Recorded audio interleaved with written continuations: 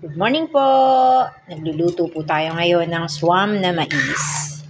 Pamilyar pa po ba kayo sa swam na mais? Diba ito ay old recipe na?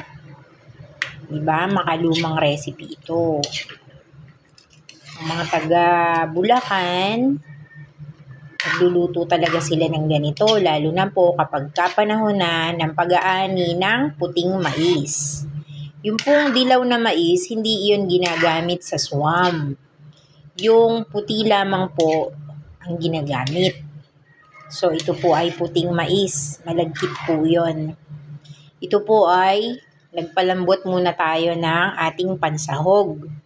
Ano po yung pansahog natin?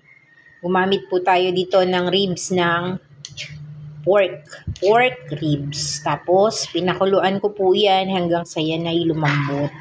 Ngayon, naghiwa po tayo ng sibuyas at bawang. Hiniwa rin po natin yung ating kalabasa. Yan, yung kalabasa. Tapos, yung ating pong mais ay ginadgad natin. Ngayon po, nagpainit tayo ng mantika. Isinunod po natin yung sibuyas at bawang. Pagkatapos, inilagay po natin yung ating pinalambutang pansahog, yung pork. Tapos po, inilagay na natin yung ating mais. Tapos, isinangkot siya natin. Nilagyan natin ng kaunting patis. Depende po yan kung halimbawa maalat yung inyong sabaw ng inyong pork. So, konting-konti lang ang ilalagay ninyong patis or huwag na nating lagyan kasi baka po pumalat ng gusto. Ngayon, pagka po na ilagay na natin yung ating mais, pagka po yan ay nagisa na natin, isusunod naman natin yung ating kalabasa. Pagkatapos po noon, hintayin natin silang masangkot siya ng kaunti at magiging sticky po yan, didikit yan sa kawali. Lagyan na po natin yan ng tubig.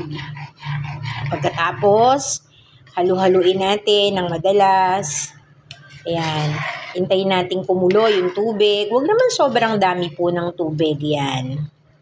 Tapos, titikman natin kung ano ba. Kung siya ba ay maalat, kung siya ba ay matabang. Depende po sa inyo, i-adjust natin guys ang ating lasa. Or ang ating timpla. Okay na okay po. Ang partner po nito guys ay piniritong boneless na bangus. Perfect po ito sa lunch, sa dinner, at kung kayo po ay maagang gumising po, pwede din ito sa almusal. Pagka maaga tayong nakapagluto, yun po, pwede nyo yung almusalin.